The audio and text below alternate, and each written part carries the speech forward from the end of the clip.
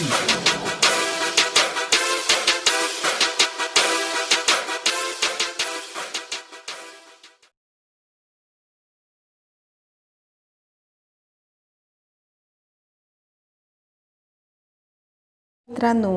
पंचायत समिती शिक्षण विभाग सावंतवाडीच्या वतीने मी नीलम बांदेकर, शाळा सोनुर्ली नंबर 1 आपणा सर्वांचं स्वागत करते। आज आपण गणित विषयातील संख्याज्ञान या घटकातील समसंख्या आणि विषमसंख्या यांचा अभ्यास करणार आहोत। सर्वप्रथम आपण समसंख्या म्हणजे काय ते बघूया। ज्या संख्यांना 2 ने निःशेष भाग जातो त्या समसंख्या। समसंख्या ओळखायच्या कशा? या चार्टमध्ये तुम्हाला गुलाबी रंगाने समसंख्या दाखवलेल्या आहेत।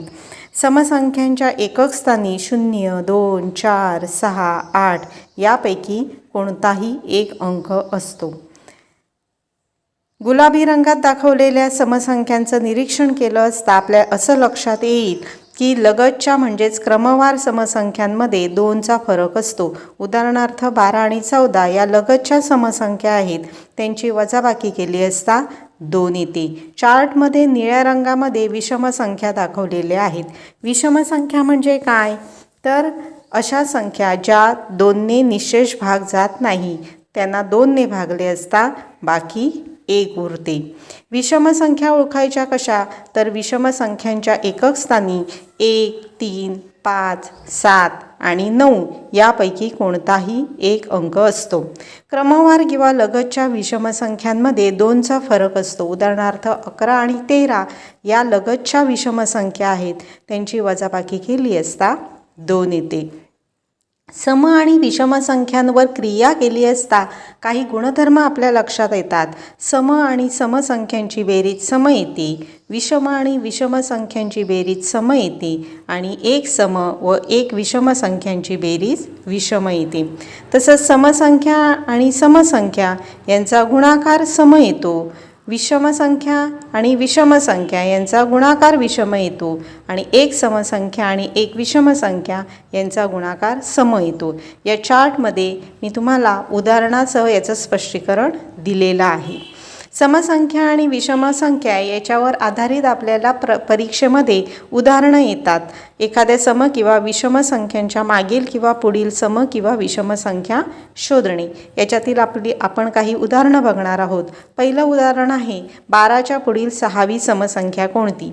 12 ही समसंख्या आहे आणि विचारलेली संख्या सुद्धा सम आहे, म्हणून 12 मध्ये 6ची दुप्पट 12 आपण अधिक करणार आहोत, उत्तर आहे 24।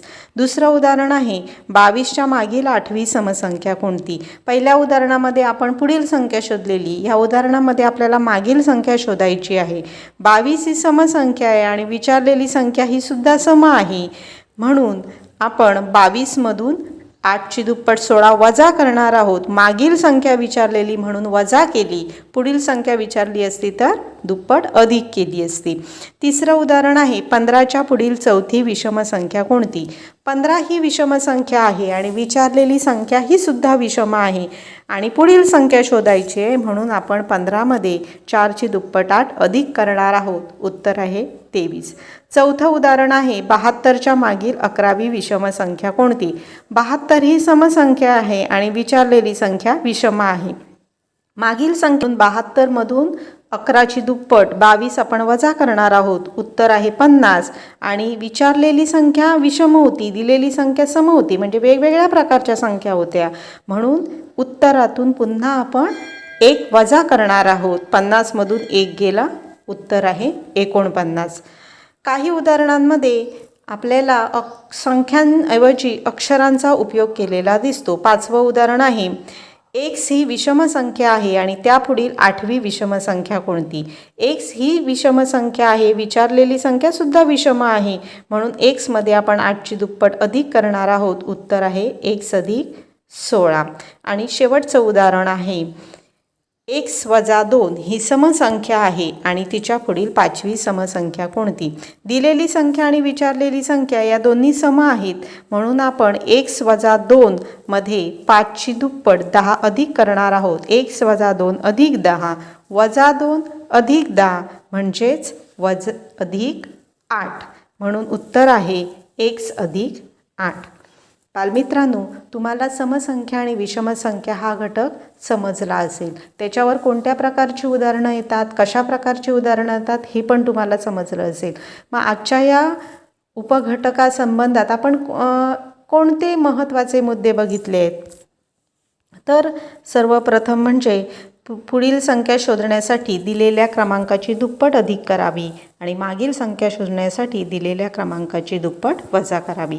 दिलेली संख्या व विचारलेली संख्या सारख्याच प्रकारची असेल, जसे की समसम किंवा विषम विषम, तर फक्त दिलेल्या क्रमांकाची दुप्पट पुढे जायचे असल्यास अधिक करावी, मागे जायचे असल्यास वजा करावी. दिलेली संख्या आणि विचारलेली संख्या वेगवेगळ्या प्रकारची असतील, तर जसे की समसंख्या व विषमसंख्या, तर दिलेल्या क्रमांकाची दुप्पट वजा किंवा अधिक करून आलेल्या उत्तरातून एक वजा करावा.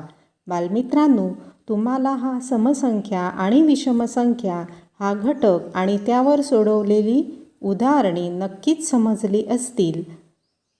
तुम्ही खाली दिलेली टेस्ट सोडवून या उपघटकाची उजळणी करू शकता. धन्यवाद.